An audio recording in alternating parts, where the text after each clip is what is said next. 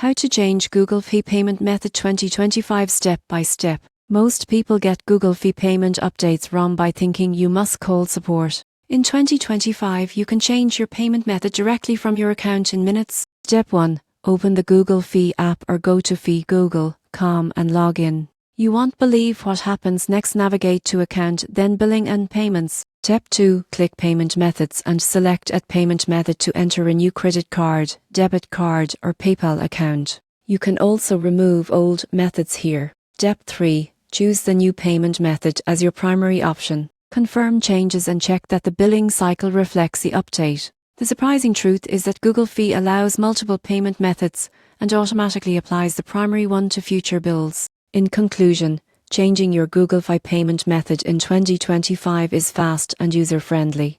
By logging in, adding a new method, and setting it as primary, you ensure uninterrupted service without contacting support.